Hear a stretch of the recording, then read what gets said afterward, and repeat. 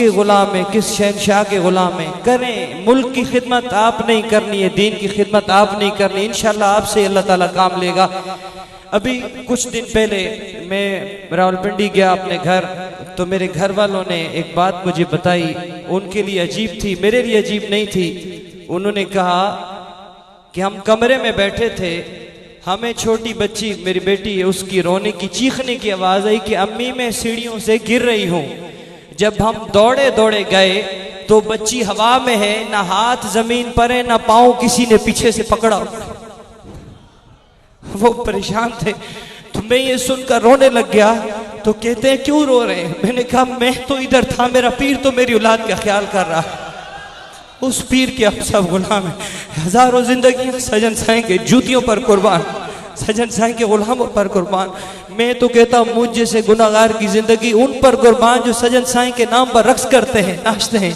अल्लाह ताला आप सबको आबाद रखे। इतना कामिल पीर अल्लाह का महबूब हमें मिला है, उनकी कदर करें, आपस में प्यार करें। जैसे बाप अपने बच्चों को प्यार करता देखकर खुश होता है, एक दूसरे को खुश होकर देखें। अगर आपके दिलों में कोई नफरत है तो सजन साईं के वास्ते एक दूसरे से निकाल दे, आपके दिल गुलाब के फूल की तरह हो जाएंगे। मुझसे कभी गलती हुई तो मैं हाथ जोड़कर आप सबसे माफी चाहता हूँ। मैं आपका हमेशा से नौकर रहा हूँ, हमेशा आपका नौकर रहूंगा। अल्लाह ताला आप सबको हमेशा सलामत और आबाद रखे और सजन साईं की मोहब्बत हम सबको अल्लाह ताला अता फरमाए। अल्लाह ताला हशर में भी हमें इसी तरह आपस में एक रखे। मैं बातों में बात आ गई, एक मर्तबा मैं इंटरनेट पर एक तस्वीर देख रहा था, मेरे लजपाल मुर्शिद ख्वाजा महबूब सजन साईं, उस तस्वीर में किसी फ़कीर ने अपना बच्चा उठाया हुआ था और उसके सर पर हाथ रख रहे थे। तो मेरी घर वाली आई, उसने कहा काश सजन साईं हमारे बच्चों को भी इसी तरह प्यार करें। तो मैंने उसको कहा अल्लाह की बंदी, सजन साईं हर फ़कीर के बच्चे से इसी तरह प्यार फरमाते हैं।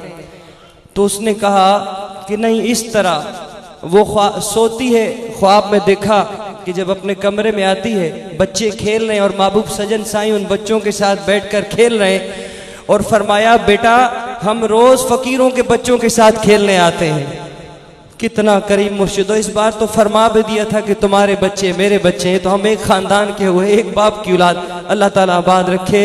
बहुत मुख्तसर बात आपके सामने हूँ, दुरूद पाक पढ़ लें सल्लल्लाहु अलैहि या